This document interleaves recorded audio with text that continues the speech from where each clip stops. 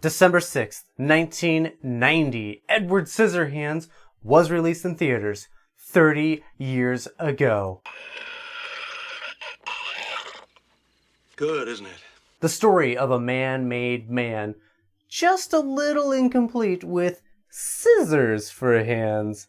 And I was there to see it, sitting in the theater. I was 1 month old. Today I want to talk about the very first movie we've ever seen. For me, that's Edward Scissorhands, and for Caitlin, it was either Cinderella or Fantasia.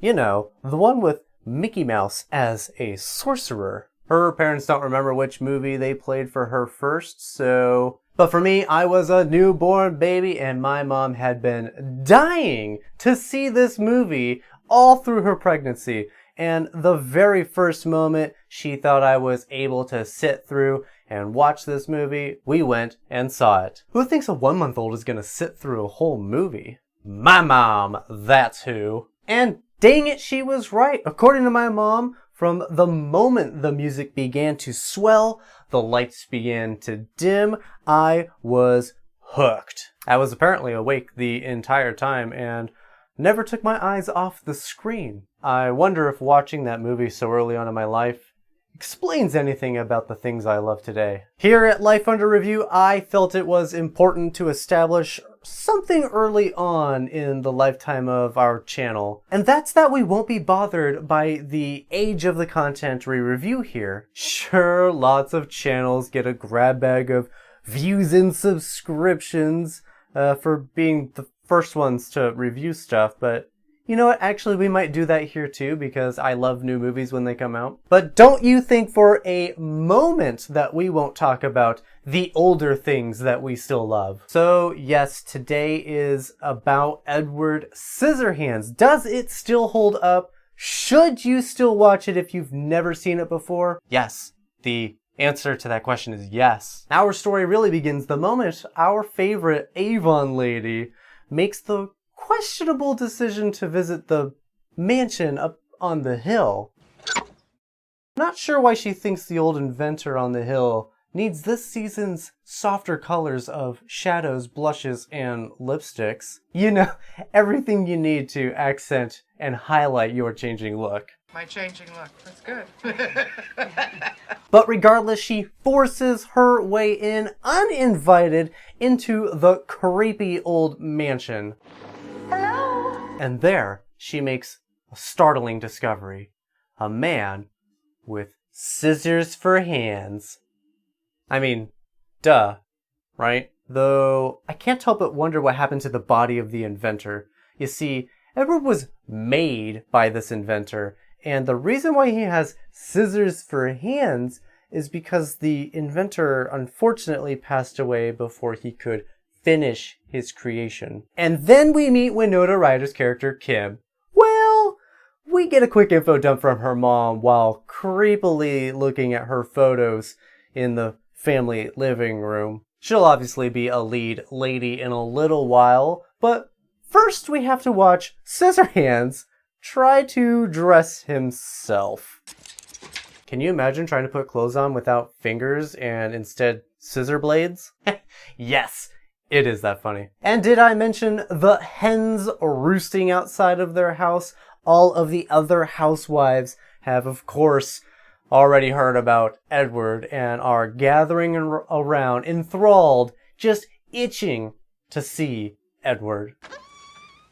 Hi! You all are hiding in there like a bunch of old hermit crabs. Hi, Joyce. This movie is packed with classic tropes such as the women are all housewives and all they do all day is gossip. And you know, the husbands, all they do day in and day out is just go to work and come home from work all in sync with each other down the block. And it's actually really weird. Remember, this movie was released at the end of the Cold War. The Berlin Wall was being toppled over right around the same time this movie released. So we were still firmly in the Cold War when this movie came out. And you know, the whole keeping up with the Joneses, it really behooved you to not stand out from your neighbors at this time. In fact, it was really important to not stand out from your neighbors. And this movie pokes so much fun at how ridiculous that is. And then we meet Winona Ryder's character Kim, but this time for real. Or rather, she meets Edward to the torment of her waterbed.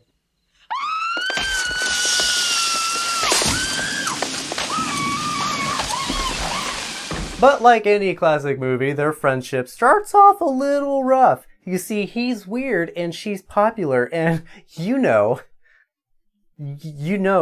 don't you? Because I don't get it. I don't get it. And Edward starts to forge friendships with all the ladies of the neighborhood as well. Since they're so interested, they're constantly trying to get some one-on-one time with him. Doesn't really say why, but that's what they all want to do. I guess their lives are just a little boring. And let me just say, as an adult rewatching this movie, it is packed with humor I certainly never picked up on as a kid, and definitely not as a baby. I was a dumb baby. But then Kim's boyfriend comes up with a brilliant plan to rob his parents' house. But that's breaking and entering. Look, my parents have insurance up the rear, okay? Smart, right? And you can only guess what happens next. The cops show up, Edward takes the fall, and all his new friends kind of all turn on him at this point in the movie. But it's also around the same time that Kim has a change of heart towards Edward, and Edward is starting to come a little undone. I won't dive into it too much. You'll just have to watch it for yourself, and I strongly recommend you do. It's the kind of mob mentality that you just hate to see. Let's skip forward a bit. The location this movie takes place is too warm for snow during Christmas, and did I mention that technically this movie could be considered a Christmas movie, though most people won't consider it a Christmas movie, even though I consider it a Christmas movie. But hey, this was the first movie I ever saw, and I'm a little strange. But Edward takes his new cutting skills from trimming the hedges, to cutting dogs' hairs, to cutting the women's hair, and finally, when it gets cold enough, he moves on to ice sculpting. All right. Rewind a little bit here. We got to go back to the very beginning when Winona Ryder is dressed up as the old woman of herself, talking to her grandchild, and explaining why it snows, because, you know, that's the thing that kids ask. Why does it snow, Grandma? Why does it snow? Oh, that's a long story, sweetheart. Well, it's in this point of the movie, going back forward to where we were, that we find out why it snows here in this place that's too warm for snow. You see, that all that ice sculpting that Edward's doing, he's doing it at such a fast pace that the flakes coming off of it are coming back down in, well, basically the closest thing these people have ever seen to snow. And due to some unfortunate circumstances and that jerk of a boyfriend being a jerk, Edward runs away. And then we have our climactic resolution, and you didn't think I was going to tell you how it ended, right? I'm not going to do that. You're just going to have to go see it. It's really good. You should go see it. But really, it's magical. It's filled with intrigue. I mean, this story's about a guy with scissors for hands, and you know, you get to see how he handles life like that. It also comes from the imagination of Tim Burton, and when you say Tim Burton, you know what I mean by Tim Burton. Yeah, this movie is packed with Tim Burton's imagination. It's fantastic. And like a lot of Tim Burton's work, it is also beautifully mixed with the music of Danny Elfman. And this movie is just a pure classic to me. Does this movie still hold up? I think the answer to that question is yes, but I'm a little weary that this movie might struggle to make an impact on a younger audience. You see, there's a lot of technology in this movie that I believe really dates it. I fear seeing all of the old car models, the radios, the box TVs. These things are going to probably pull a younger audience out of the movie with questions like, just, what are those? I think we probably still have a few more years before we really truly reach that point. I mean, I know what they are. I'm not old. The story itself, however, is timeless. It's the tale of an outsider finding his place in the world, falling in love, and even standing up to bullies. Granted, not in the traditional sense.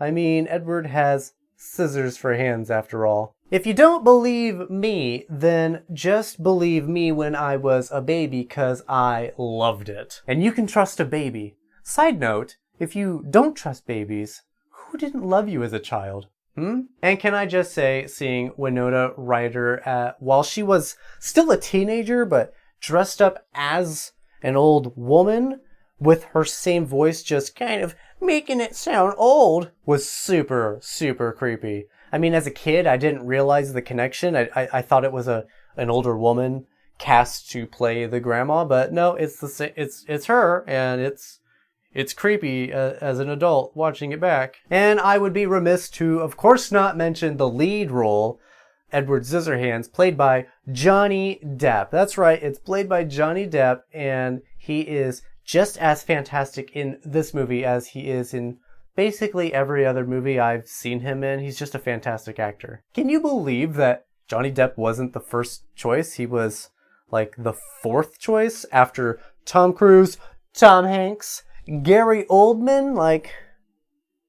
Way to go, Gary. You messed up the Tom thing we had going on, so I guess that paved the way for Johnny, I suppose. So good on you, Gary Oldman. You fixed it for Johnny. But really, can you just imagine this movie with any of those other three instead? I mean, nothing against them, of course. They are all fantastic actors, but I just don't think I would be able to take the movie quite as seriously with anybody else. All in all, I had to actually rewatch the movie to make this video because I didn't want to forget anything important that might, you know, as an older adult, make me think, maybe that's not the movie I want to recommend. You know, as a kid, sure, it's great, but as an adult, I just wanted to make sure. And you know what?